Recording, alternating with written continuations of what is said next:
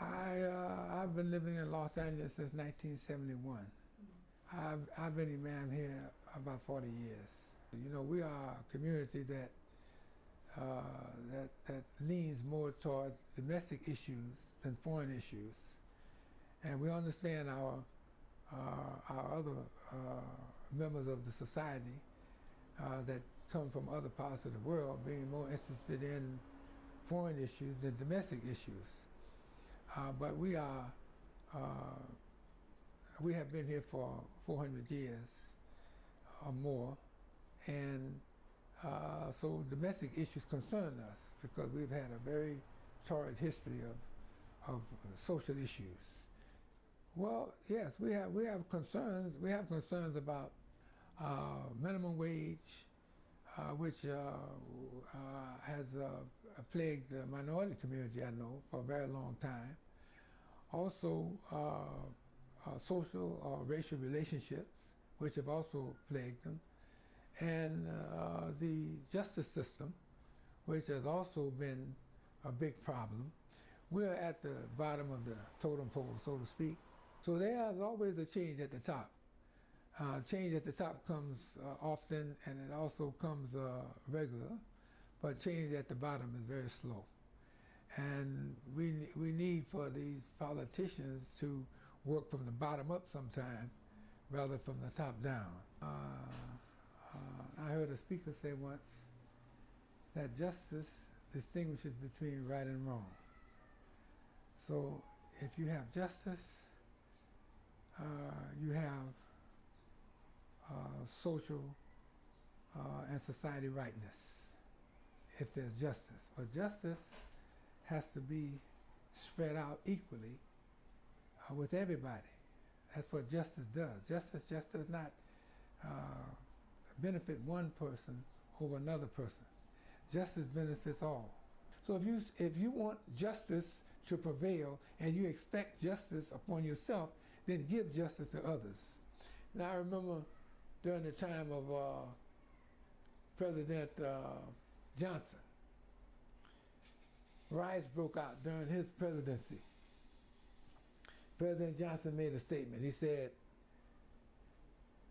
"There is no reason why you should burn things down simply because of what have happened to you over the past years."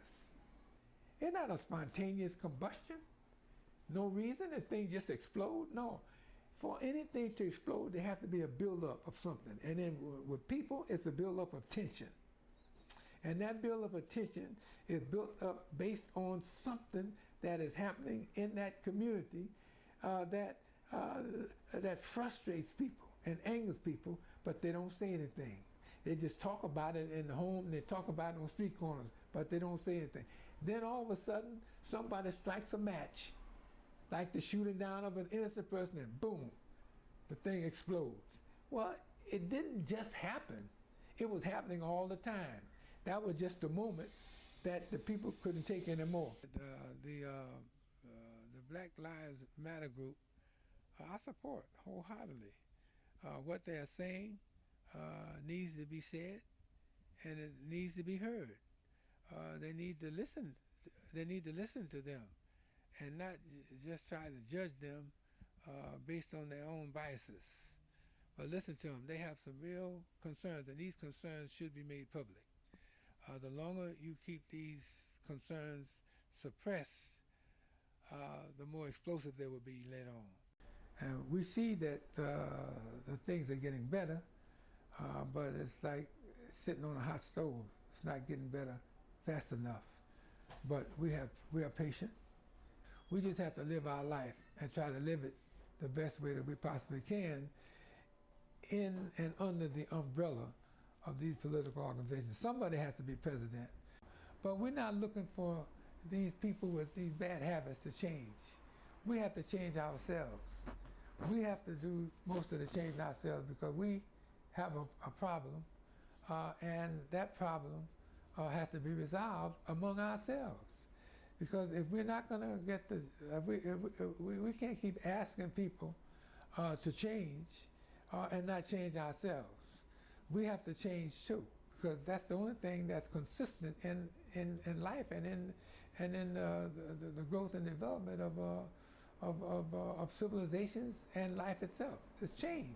Change is consistent, and change is necessary. So unless we do some changing, there won't be any changing done. You know, the Prophet Muhammad, praise and peace be upon him, made a statement that if we see something wrong, we should try to correct it with our hands. If we can't correct it with our mouths, if we can't do that, then at least be against that wrong in our heart.